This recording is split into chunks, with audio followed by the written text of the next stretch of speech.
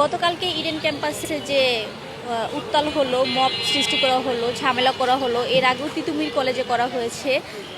এখানে আমরা দেখতে পাচ্ছি যে একটা নির্দিষ্ট গোষ্ঠী সাধারণ শিক্ষার্থীরা, আমাদের দেখেন ক্যাম্পাসে সাধারণ শিক্ষার্থী রয়েছে অনেক, ইভেন এখানে আবাসিক শিক্ষার্থী রয়েছে প্রায় 4000-এর মতো।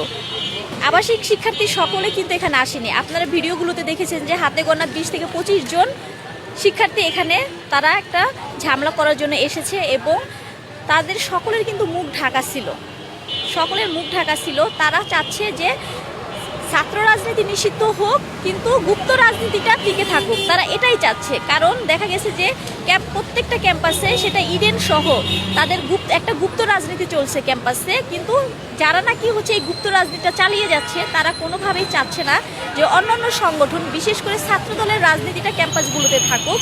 তারা ছাত্রদলের রাজনীতিটাকে মূলত নিষিদ্ধ করতে চাচ্ছে, কিন্তু তারা গুপ্ত থেকে তাদের কার্যক্রম ঠিকই চালিয়ে যাচ্ছে।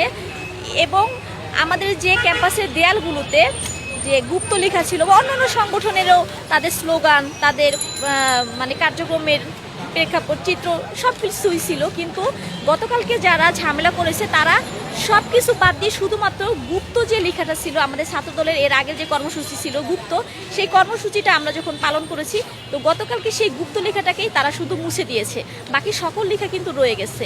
তাহলে এখন আমরা কিভাবে বলতে পারি আসলে এরা সাধারণ শিক্ষার্থীর ব্যানারে? একজন সাধারণ শিক্ষার্থী যদি এই কাজ করে থাকে, তাহলে তাদের কাজ কি হবে? তারা সকল ধরনের লেখা মুছে দিবে, তারা সকল ধরনের রাজনীতিকে বন্ধ করার চেষ্টা করবে। তারা কিন্তু নির্দিষ্ট একটা দলকে এখান থেকে সরানোর জন্য চেষ্টা করবে না।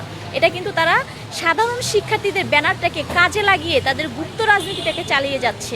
তারা যে ব্যানারগুলো ছিঁড়ে ফেলেছে, এটা অবশ্যই আমি ধিক্কার জানাচ্ছি যে একটা রাজনৈতিক দলের পোস্টারকে তারা টেনে ছিঁড়ে ফেলেছে। এটা অবশ্যই খুবই মানে ন্যাক্কারজনক ঘটনা। এটা তারা, এই কাজটা তারা করতে পারে না, যেহেতু তারা একটা গুপ্ত রাজনীতিকে চালু রাখছে। তারা ছাত্রদলের রাজনীতিকে বন্ধ করতে চাচ্ছে। তারা সাধারণ শিক্ষার্থীর ব্যানারে এসে তারা তাদের রাজনীতিকে প্রতিষ্ঠা করতে চাচ্ছে।